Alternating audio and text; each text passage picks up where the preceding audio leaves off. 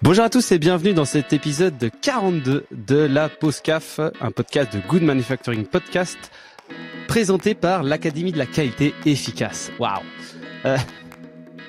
Alors aujourd'hui, messieurs, on a prévu un gros thème dont on ne sait pas donc comment on va sortir. Puisque... Un gros thème, c'est toi le gros. On peut être gros sans être, voilà, c'est pas forcément péjoratif, hein. Surtout okay, pour les thèmes. Et donc le thème d'aujourd'hui c'est la définition des CAPA et comment améliorer notre définition des CAPA, parce que Arnaud, moi, Romain, enfin nous trois, on a regardé sur internet, on a essayé de voir ce qui se faisait, qu'est-ce qui existait dans la littérature, tout ça, et chou blanc, white cabbage comme on dit en anglais. On n'a rien trouvé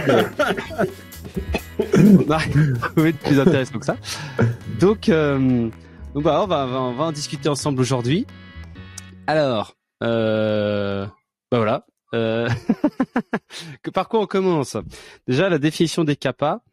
Les CAPA, c'est peut-être le point d'orgue de l'investigation des déviations. Hein? Ça devrait l'être. C'est pas forcément le cas, mais ça devrait l'être. C'est vrai.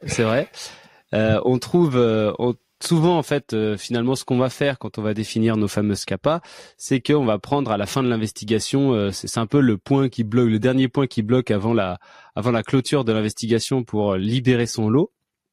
Et donc on va définir qu'est-ce que t'as trouvé comme cause, viens on fait ça, et puis on demande au gars, on fait une formation, on modifie le document, on fait une sensibilisation. Voilà pour les actions les plus nulles. Mais après, il y a plein d'autres types d'actions qu'on connaît. On va en parler dans 2 minutes. Mais du coup, tous les types d'actions les plus efficaces, type Poké-Yoke ou les trucs comme ça, c'est pas forcément adaptable à chaque. Enfin, tu peux pas forcément faire ça à chaque fois que t'as une CAPA, quoi. À chaque cause racine, et des fois tu trouves rien de plus impertinent à mettre que je sais pas. Ouais, non mais c'est ça le truc. Alors déjà peut-être pour revenir un peu sur le point problématique de base, c'est que dans le cadre du traitement des déviations, on prend pas assez de temps pour définir la CAPA. Ça c'est vrai. Même si il y a des sites, ils vont dire mais l'investigateur ou la personne, elle va aller voir la personne qui va devoir faire la CAPA, ils vont discuter, ils vont s'entendre dessus. Malgré tout, on prend pas le temps. Moi j'ai un matrix qui est complètement arbitraire, mais en gros dans ton délai d'investigation, tu devrais avoir 30% du temps qui devrait être ne serait-ce que pour définir la CAPA. Au moins 30% du temps.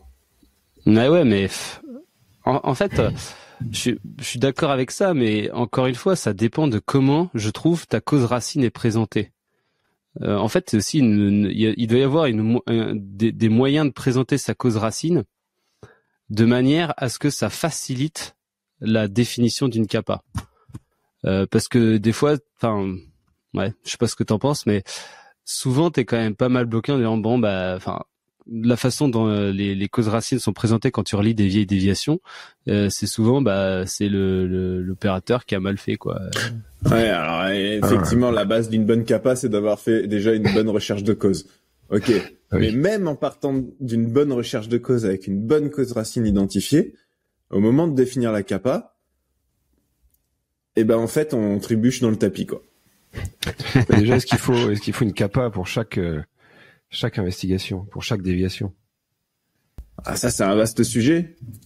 mais imaginons que t'es dans le cas où il faut une CAPA, parce que je sais pas, t'as de la récurrence, etc. Malgré tout, c'est extrêmement difficile. Ouais. Il y a ça aussi, c'est quand t'es obligé d'en mettre une, ça te encourage pas à mettre aussi des trucs, tu te retrouves vite noyé sous le nombre de CAPA à mettre, quoi.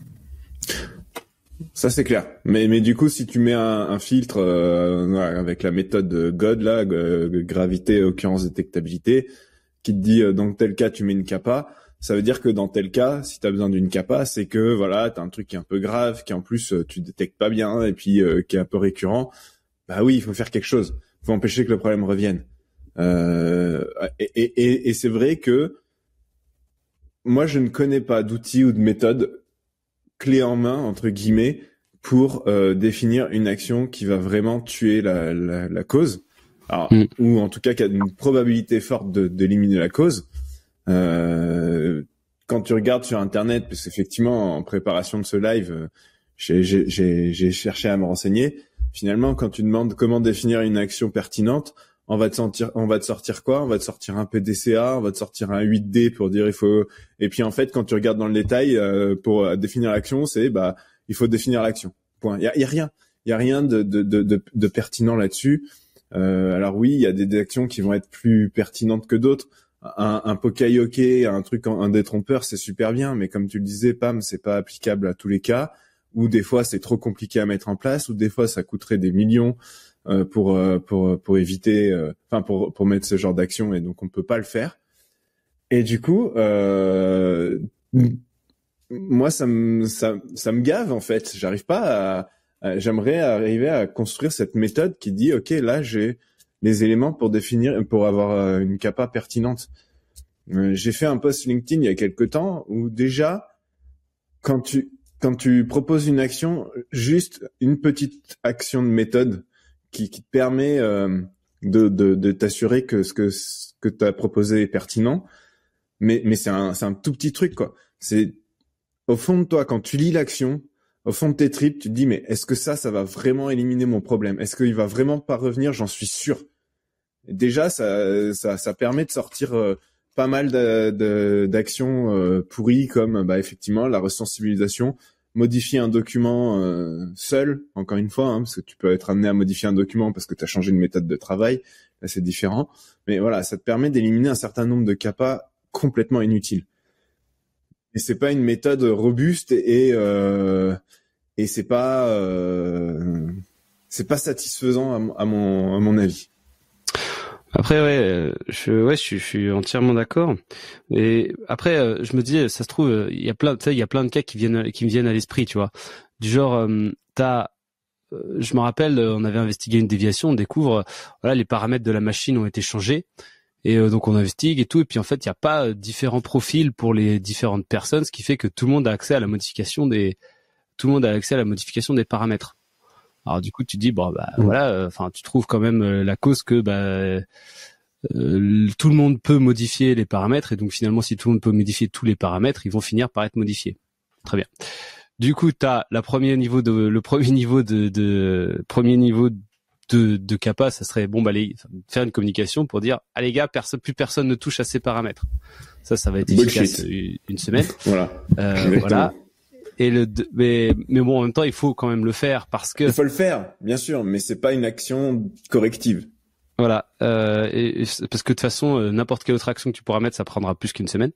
Et donc le second niveau, c'est un truc de malade qui est prendre tous les paramètres de la machine, regarder lesquels on a le droit de toucher, lesquels on n'a pas le droit de toucher, et ensuite faire des profils adaptés en fonction de qui a le droit de toucher à quoi. Et quitte à faire ça sur une machine, autant le faire sur toutes les autres machines qui n'avaient pas ce truc-là. Et alors là, tu te retrouves, c'est un projet de probablement 1 an, peut-être même plus, qui implique plein de gens, autant les opérateurs que les techniciens de maintenance, que les ingénieurs, que l'automatisme industriel.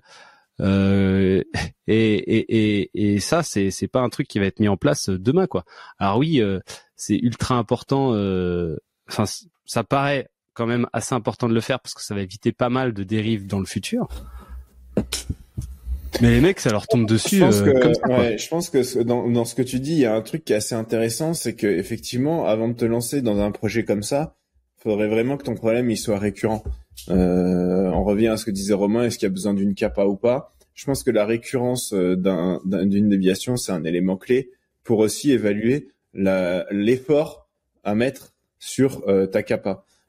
Si t'as même si c'est un truc très grave et que c'est la première fois que ça arrive, tu peux mettre une capa peut-être qui te demandera moins d'efforts qu'un projet qui va durer 1 an. Alors que si c'est un truc moyennement grave mais qui arrive assez régulièrement, t'as tout intérêt à lancer ce projet. Mais par contre, en attendant que le projet soit finalisé, il faut aussi définir une action temporaire ou une action en tout cas à court terme pour cadrer le truc le temps que ton projet il aboutisse, quoi. Parce que sinon ton problème il va revenir quand même. Planifier un rappel régulier toutes les semaines. Arrêtez de toucher aux paramètres. Ouais, ou alors une vérif des paramètres tous les 2 mois. Ça fait de la charge, c'est chiant, mais en attendant d'avoir fait ton projet. Et ça, c'est vrai que c'est souvent oublié. T'as souvent, quand on se lance dans une grosse capa, un gros projet, et moi je l'ai vu il y a 2 ou 3 semaines là chez un client, en fait, c'était des déviations pour dépassement de holding time. Ça me rappelle un souvenir chez un autre client il y a longtemps. Et du coup, il fallait qu'il revalide les temps de holding time, quoi, sur certains produits. Bon, ça se fait pas en 2 secondes, hein, ça prend du temps. Mais du coup, ils ont rien défini entre le moment où ils avaient la récurrence de déviation et le moment où ils vont finir leur projet de revalidation. Résultat des courses, en attendant, ils ouvrent des devs. Pouf, pouf, pouf, pouf. Et puis ils sont là. Alors que tu peux définir peut-être une conduite à tenir, un truc pour gérer différemment ces cas-là qui reviennent régulièrement en attendant d'avoir ta grosse capa. Les mettre en événement. Une conduite à tenir en disant tu fais telle action, telle action, telle action, telle action. Si à la fin ton truc il est sous contrôle, t'ouvres pas de déviation, tu fais un événement. Si c'est pas sous contrôle, t'ouvres quand même une déviation parce que là on a un problème. Mais ok, bon, et pour autant, est-ce qu'on a défini la bonne capa avec la validation de holding time? Probablement. Mais au final, dans tous les cas, définir une capa pertinente, c'est vachement subjectif. Et ça me frustre de ouf. Après, il y a un autre cas que j'avais en tête, moi, c'est quand tu trouves une cause racine qui est hors de ton atteinte, tu vois, hors de ton périmètre, quoi. Par exemple, c'est la granulométrie de la poudre du fournisseur qui change des fois. Où là, c'est un peu comme ça, quoi. Pareil sur les bouchons ou les trucs comme ça où il y a un défaut aléatoire mais régulier qui se pointe dans tes trucs. Donc là, c'est pareil. Du coup, tu dois entamer des cas. Enfin, tu dois probablement faire des capas type aller voir sur place le fournisseur. Tu dois après aller faire peut-être des change control. Tu dois faire pour changer de choses. Enfin bref, il y a plein d'énormes chantiers à lancer quand c'est un peu en dehors de chez toi. Mais c'est pareil, le temps que ça arrive. Et ça, pour le coup, ça arrive de plus que régulièrement. Que tu trouves des causes racines comme ça, quoi. Ou il y a aussi un élément par rapport au CAPA qui je pense que les gens ils oublient souvent la notion de c'est quoi une action corrective, justement. C'est une action qui vise à empêcher que le problème ne revienne. Et mine de rien, déjà de le rappeler à chaque fois, c'est important parce que effectivement, les gens comme ils oublient, ce qu'ils définissent, des fois, c'est complètement à côté de la plaque, quoi. Ouais, c'est vrai. Ou alors c'est des actions curatives, quoi. Ça arrive plus que souvent aussi. Complètement. Après, il y a aussi un autre phénomène, c'est les actions en fait, on n'a pas vraiment fini l'investigation et on a clôturé parce que il fallait, mais en gros, l'action, c'est, il faut trouver une solution, quoi. Ah oui. On va mettre un groupe de travail pour trouver une solution.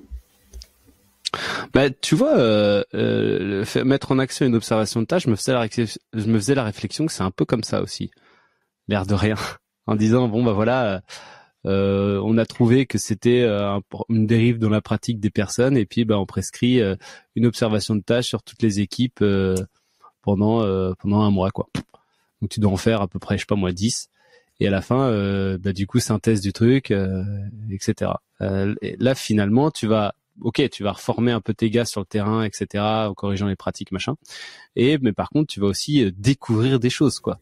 Et ces choses que tu vas découvrir, c'est un complément d'enquête qu'il te faudrait probablement avoir fait pendant la déviation. Mais c'est pas. Mais du coup, le fait d'avoir prescrit des observations de tâches, c'est pas une option corrective, quoi. Enfin, ça peut être une action corrective, mais court terme, un petit peu quand même, quoi. Ouais, c'est une super sensibilisation, quoi. Ouais, c'est vrai. Ouais. Ah si, c'est sensibilisation, investigation, quoi, un peu.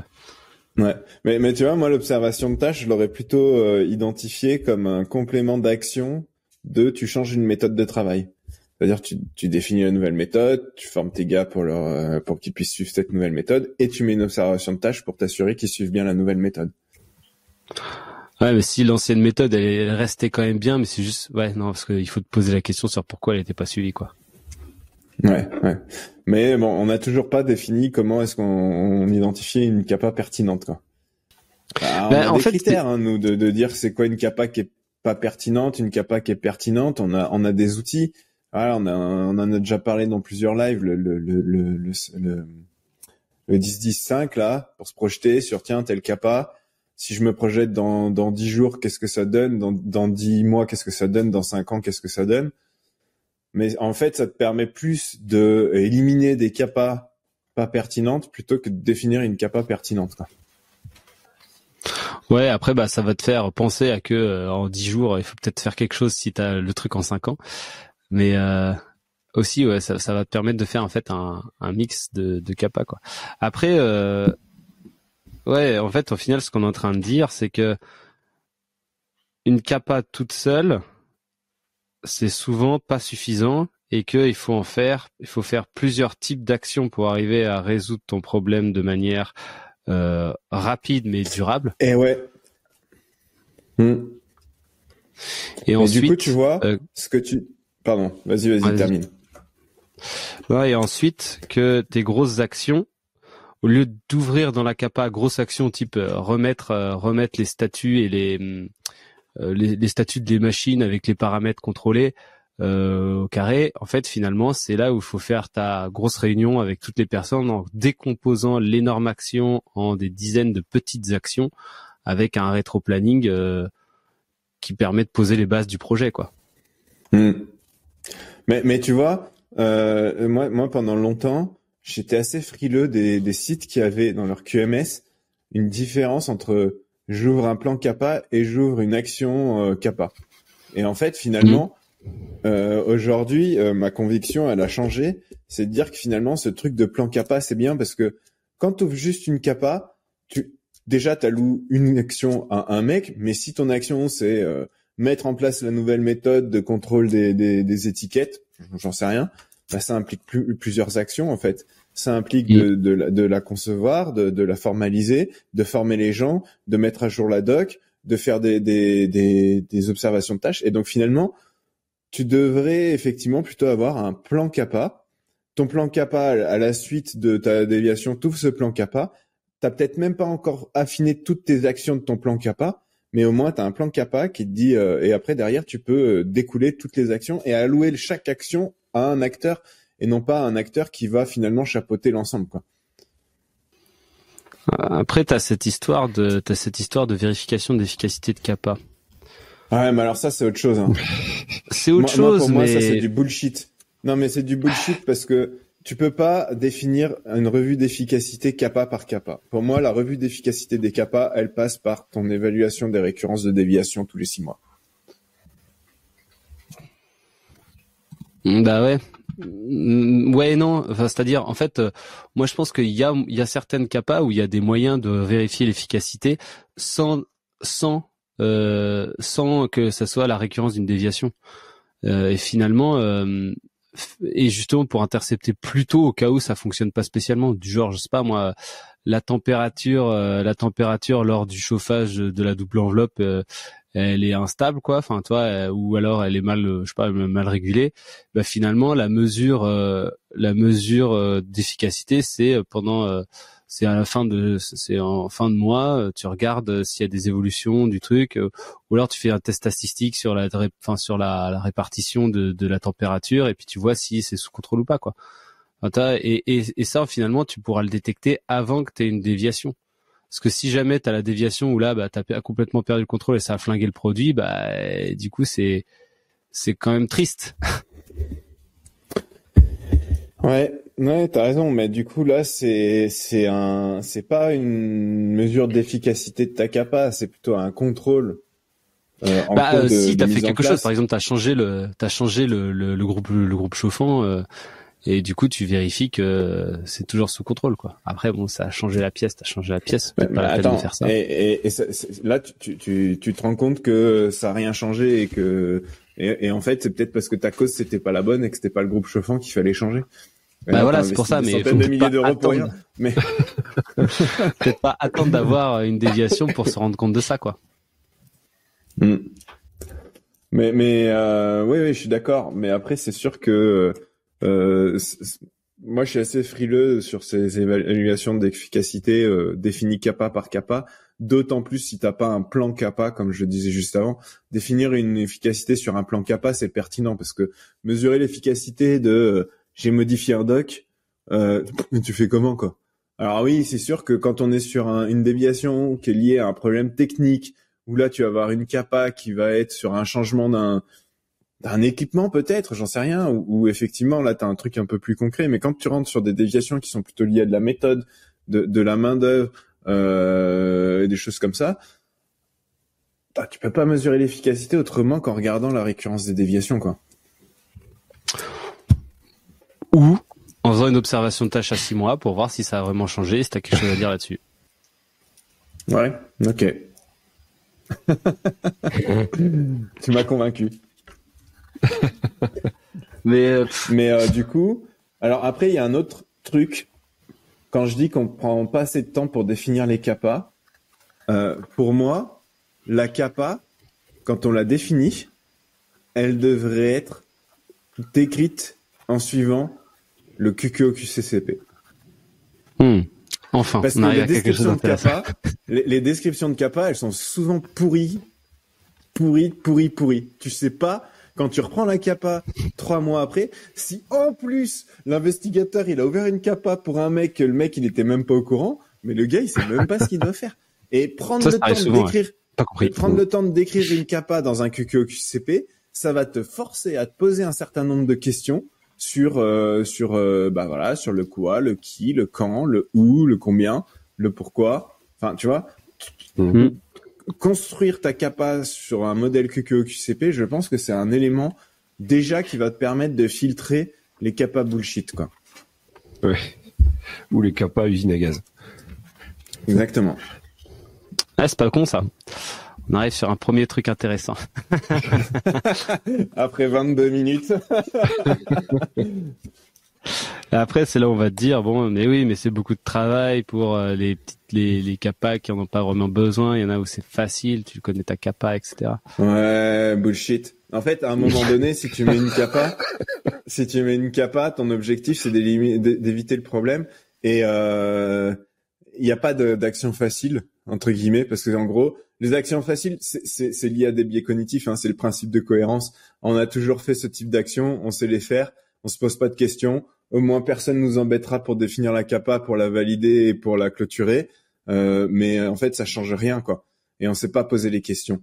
Et pareil, on n'a pas le temps, mais putain, ça m'énerve, ça, en fait. Encore une fois, l'objectif final d'un process déviation, si je mets de côté la partie impact sur les lots pour pouvoir les libérer, c'est d'éviter que le problème y revienne, quoi. Et ça, c'est pas juste parce que tu as identifié la cause, c'est parce que tu as défini la bonne action. Et donc, si tu prends pas le temps pour définir la bonne action, c'est comme si tu avais balancé à la poubelle tout le travail d'investigation. Ouais. Tu sens mon énervement? Mais du coup, moi, quand on va me dire on n'a pas le temps de définir les CAPA avec un QQO-QCP, je dirais en fait si, vous avez le temps, prenez-le en fait, parce que sinon votre dev elle va revenir et ça va vous prendre encore plus de temps après. Ouais, ça c'est vrai. Et alors, par exemple, si on se mettait, si on prenait un exemple, par exemple, tu vois, de ce gars qui réintègre un flacon, direct, au lieu d'attendre la fin du lot, il réintègre direct et il pense pas que il y a le compte qui va être faux, etc. Et du coup, finalement, ça fait un écart à la fin du lot, etc. Donc là, ce gars, finalement, quand tu cherches, déjà, tu t'as quand même pas mal galéré à trouver cette cause. Et donc là, t'arrives quand même un peu au bout du truc, quoi. C'est-à-dire, le gars, il savait pas, il savait, mais pour lui, c'était pas grave. Il a réintégré direct, terminé, quoi. Donc là, on est sur effectivement on fait une sensibilisation. Voilà, c'est... on met une ligne dans le dossier de l'eau disant qu'il faut pas le faire. ces deux mesures-là, elles sont probablement déjà été faites au moins une fois, parce que dans le dossier de l'eau, c'est marqué qu'il faut les réintégrer à la fin. Mais par exemple, moi j'avais pensé tout ton dossier est rouge. Pardon, on dit des conneries, on te coupe pour dire des conneries. Non mais j'avais pensé moi faire une petite cage en plexiglas, tu sais, là où les trucs sont éjectés, avec marqué dessus à réintégrer, enfin à contrôler, réintégrer à la fin du lot, quoi. Exactement. En fait, un système de bac où le mec il peut pas le prendre parce que finalement pour ouvrir cette cage il faut la clé qui est disponible qu'à la fin du lot. Ouais, t'as ça, mais alors c'est là où on va dire oui, mais des fois la machine s'emballe, les étiquettes sont nulles et t'as des centaines et des centaines d'éjections sur ton réglage. C'est pour ça qu'il faut quand même pouvoir y aller dessus. Et donc finalement, là t'arrêtes ta ligne, tu fais en sorte que ton étiqueteuse elle remarche avant de redémarrer parce que si tu te retrouves dans des fois déjà, alors voilà, des fois, on parle de combien de fois? C'est toutes les semaines, c'est une fois par an. Tu vois, c'est combien de pourcents? Est-ce que tu vas te bloquer une action pertinente parce que une fois par an, ça va être plus compliqué à gérer parce que ta machine elle s'emballe? Mais c'est surtout que là, ce qu'il faut, ça va arriver. La clé, elle va être dans la serrure et puis après, on va tourner comme ça pour toujours, quoi. Ah non, la clé, tu la donnes au chef d'équipe qui la donne qu'à la fin du lot. Ouais, mais bon, c'est là où franchement, ça va marcher peut-être pendant un petit, c'est comme les carters pour éviter les réintroductions, quoi. Et les trucs qui finissent tous par être tous ouverts, quoi. Mais tu vois, là, dans ce cas-là, et c'est intéressant finalement comme cas, parce que pour trouver la bonne capa, ce qu'il faut, c'est comment tu vas rendre la réintroduction en cours de l'eau tellement chiante que le mec il pourra pas le faire ou alors ça va le démotiver en fait. Oh. Comment? Oh. Ouais, ça va le démotiver. Faut faire un dossier de l'eau.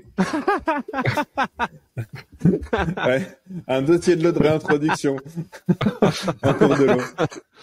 Non mais tu vois voilà comment contraindre la personne non pas en lui imposant une règle ou quoi, mais en lui mettant un nombre de choses à faire tellement pénible que parce que en fait il prend un raccourci parce que c'est plus simple pour lui. Mais si c'est plus compliqué pour lui, il le prendra pas le raccourci. Ouais, mais enfin s'il décide déjà de prendre un raccourci, c'est qu'il va pas faire tous les trucs compliqués, quoi. Enfin, tu vois.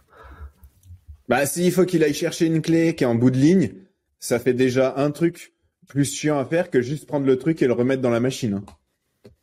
Bah, franchement. Ouais. Pour un flacon, franchement, tu mets une clé en bout de ligne, tu mets des cages en plexi. Franchement, je pense que le mec, ça va le démotiver. Hein. En plus, ouais. Un formulaire pour savoir qui a pris la clé. Ouais, c'est pas mal. Le logbook de la clé. Voilà. Ah, j'entends. Après, voilà. Donc, t'es face à ces trucs, donc construire la cage et, enfin, construire le barrage avec une petite clé et tout machin. Bah, ça, du coup, tu dis bon bah ça a l'air facile à faire. Et on va le mettre à la maintenance et ils vont le faire. C'est pas si facile. Bah, c'est pour ça que je dis ça. C'est que finalement, ce truc-là, et puis en plus, ça c'est une ligne. Et il suffit qu'il y ait 15 lignes de conditionnement sur le site et puis. Tu te dis bon allez on va faire un truc bien, on va le faire sur toutes les lignes et bah du coup il faut faire 15 caches, bah je peux te dire que tes caches tu peux les attendre au moins 6 mois hein. Mais c'est là où en fait pour moi t'as deux niveaux de capa, t'as la capa pertinente, vraiment pertinente qui va prendre un peu de temps pour se mettre en place et t'as la capa intermédiaire pour couvrir cette période avant que la capa pertinente soit mise en place, qui sera un peu moins bonne, un peu moins détrompeur, un peu moins pertinente, mais qui permettra de couvrir et de réduire le risque de récurrence le temps que ta capa pertinente soit mise en place. Le problème, c'est qu'en règle générale, on fait plutôt ces capas-là à la place des capas pertinentes, parce qu'on veut pas s'embêter. Et après, moi, j'ai un dernier point méthodologique qui a été assez intéressant sur un site. Le patron de site, il avait fait un comité capa où en fait tous les mecs, quand ils proposaient une action, ça passait devant ce comité où il y avait le patron de site. Alors c'était un petit site, ok, mais bon, il y avait le patron de site et la capa, elle était autorisée par ce comité ou pas. Donc tu avais intérêt à venir présenter un truc pertinent, sinon ça dégageait quoi. Après, tu vois, ce qui est intéressant, c'est que on a les capas et on a les change control. Et l'air de rien, on met vachement plus d'énergie dans le change control que dans les kappas. Alors, ce qui est peut-être un peu normal en termes de risque, etc. Mais néanmoins, c'est trop bizarre parce que, en fait, le change control, t'as un problème, une situation, comme t'as fait une investigation, donc t'as une situation, et bah du coup, tu vas envisager la situation future dans ton change control que tu fais du coup plus trop. Là, ça y est, c'est là que le parallèle s'arrête avec les kappas. Et derrière, tu vas faire un plan change control avec toutes les actions décrites, avec qui doit les faire, avec un temps chacun, enfin une espèce de mini Gantt quoi. On doit faire cette action puis cette action puis cette action, et puis après on doit faire une analyse de machin, et puis regarder si c'est efficace, et puis après regarder les premiers lots qui sont produits avec ça. Enfin tu vois, du coup il y a toute une chaîne un peu standard de définition de type d'action pour les change control que on fait pas du tout avec les kappas. Alors ça c'est intéressant quand même. Eh bah peut-être qu'il faut supprimer le processus kappa et accepter que des change control. Voilà. 30 minutes, le live est fini, merci, au revoir. On conclut là-dessus. Non, mais ça peut pas marcher parce que déjà que les sites ils s'en sortent pas avec leur change control, ils sont borderline avec leur kappa. Alors toi, si on commence à proposer ça, c'est foutu quoi. Ouais. Non, mais c'est clair. Mais bon, déjà, enfin voilà, ce qu'on a dit là, c'est intéressant sur les différents points là dans ce live. À mon sens, il faudrait effectivement le reposer et reprendre petit à petit ces éléments-là, parce qu'il y a la question est-ce que ma kappa elle est pertinente ou pas. Il y a cette notion de plan kappa où tu vas décrire plus précisément en QQOQCP. Il y a cette notion de kappa niveau 2 qui seront la plus pertinente mais qui va être un peu plus longue à mettre en place, et kappa niveau 1 où finalement tu vas mettre un truc un peu intermédiaire, un peu moins pertinent. Tu vois, tous ces éléments-là, faut qu'on le cadre, faut qu'on le décrive sur un truc pas à pas pour aider à définir une bonne kappa quoi. Ah ouais, c'est vrai qu'on a quand même l'air de rien réussi à dégager quelques éléments intéressants. Bah oui, quand même. Mais on n'a toujours pas la clé miracle pour dire face à telle cause, la kappa pertinente c'est ça. Bah c'est un autre truc que j'allais en parler, mais on n'a plus trop le temps de le faire. Mais c'est, tu sais, moi j'aime bien quand même les kappas qui s'inscrivent dans le quotidien physique des opérateurs, tu vois. Genre ouais, ça se voit. Voilà, ça se voit. Toi, par exemple, je me rappelle d'une vanne d'un autoclave c'était une vanne bouton et tu savais pas si elle était fermée ou ouverte dès le premier coup. Enfin, t'étais dans un coup d'œil et du coup, t'étais obligé d'aller voir et tourner la vanne qui était derrière l'autoclave et tout machin. Ce qu'on a fait, c'est qu'on avait mis une vanne quart de tour avec marqué ouvert, fermé.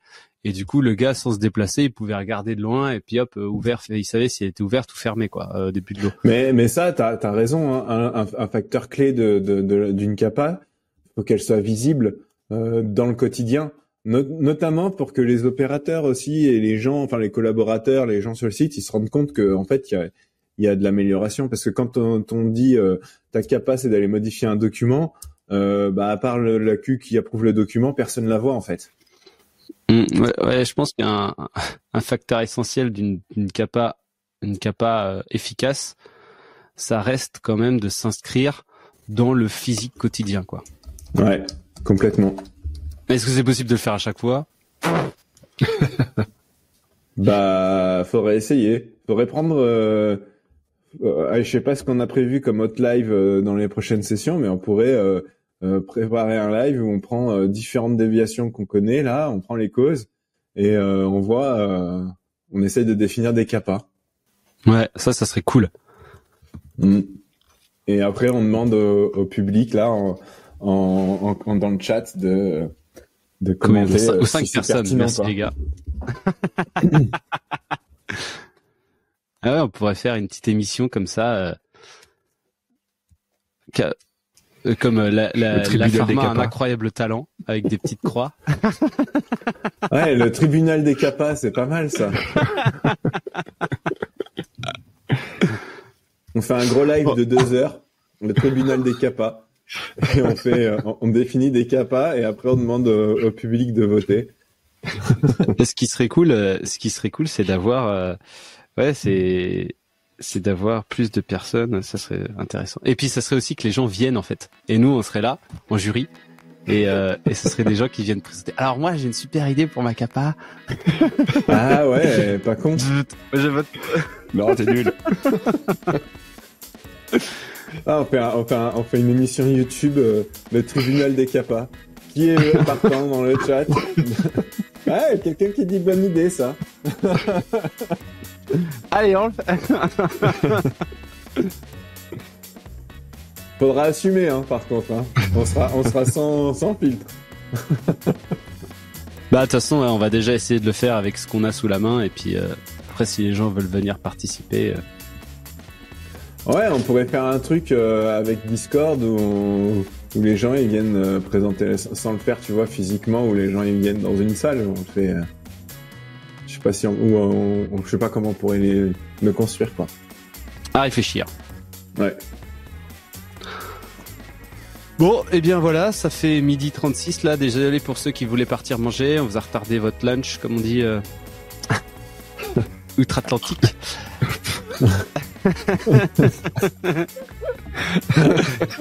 Merci en tout cas à tous de nous suivre. Et puis, bah écoutez, on se retrouve pour le tribunal des capas très vite. Hein. Ouais, on va organiser ça, le tribunal des capas. Allez, au revoir tout le monde. Merci, Salut tout le monde. Bye.